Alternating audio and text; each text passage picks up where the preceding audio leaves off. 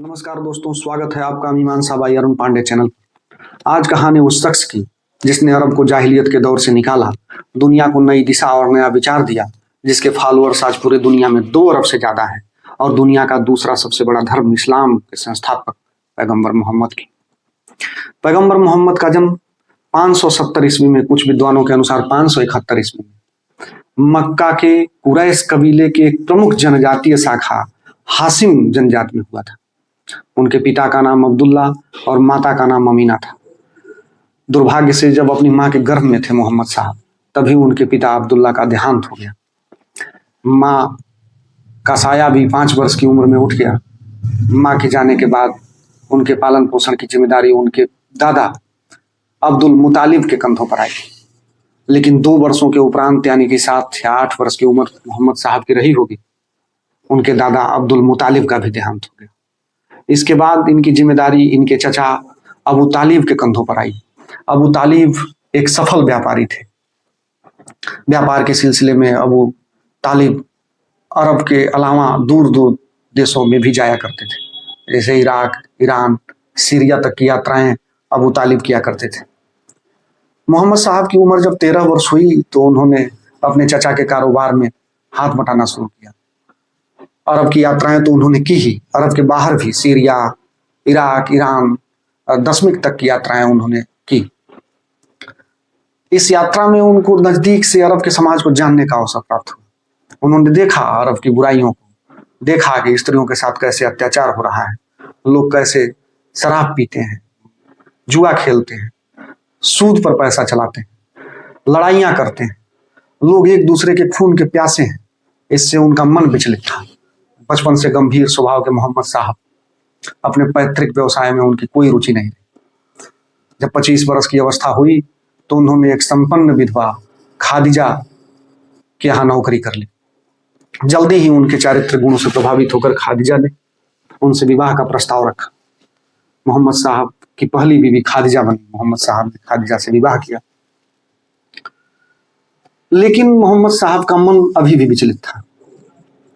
अरब की समस्याओं, लोगों की समस्याओं को सुनते थे।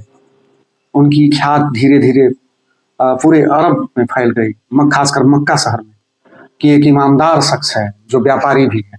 क्योंकि उस समय व्यापारी होना और ईमानदार होना बड़ी विरोधाभासी बातें हुआ करती थी। लोग अब अपनी अमानतें मोहम्मद साहब के पास रख दिया करते थे। उनको भरोसा था कि मोहम्मद के पास कोई भी चीज है तो सुरक्षित रहेगी। विचलित मन के साथ वो अक्सर पास की पहाड़ी, जिसे हीरा नामक पहाड़ी कहा जाता है, हीरा नामक गुफा है, वहां जाकर के वो बैठा करते थे, चिंतन मनन किया करते थे। अरब की समस्याओं के बारे में विचार किया करते थे कि कैसे इन समस्याओं से निजात दिलाई जाए इस समाज को। एक दौर आया मोहम्मद के जीवन में जब 40 वर्ष की उम्र हुई उनकी। उस 40 वर्ष की उम्र में ईस्वी 609 महीना रमजान का उन्हें एक अनजानी अपरिचित आवाज सुनाई पड़ी। वो घबराए कि ये कौन सी आवाज है। शायद उनकी भीतर से आवाज थी। ऐसी मान्यता है कि वो जिब्राइल था, देवदूत जिसे कहा जाता है, इंग्लिश में उसको गब्राइल कहा गया है। उसने कहा कि पढ़ रब का नाम लेकर, जो सबका रखवाला है, जिसने मनुष्यों को रक्त के थक्के से बनाया है। कुरान में इसका जिक्र है, सूरा 96 आयत 1 से 5। जब आप पलट कर देखेंगे तो ये पहली आयत नाजिल हुई मोहम्मद साहब के जीवन में। मोहम्मद साहब घबराए। अपनी पत्नी खादिजा से आकर उन्होंने बताया कि या तो मैं पागल हो गया हूँ या मैं कवि हो गया हूँ, मेरे साथ कुछ हो रहा है, मुझे कुछ आवाजें सुनाई दे रही। बुखार से पीड़ित थे मोहम्मद साहब। खादिजा ने उन्हें ढाढ़स बताया और कहा कि तुम्हारे अंदर बदलाव एक सकारात्मक बदलाव है। उनकी आंखों में चमक थी, लेकिन अंदर से बेचैनी, क्योंकि मोहम्मद साहब पढ़ना लिखना नहीं जानते थे, सीधे साधे व्यक्ति थे। लेकिन उनको आवाज जो सुनाई दी, उसने कहा कि पढ़।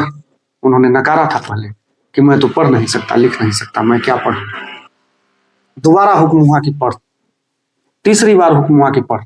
उन्होंने पढ़ा रब का नाम लेकर, जो सबका रखवाला है।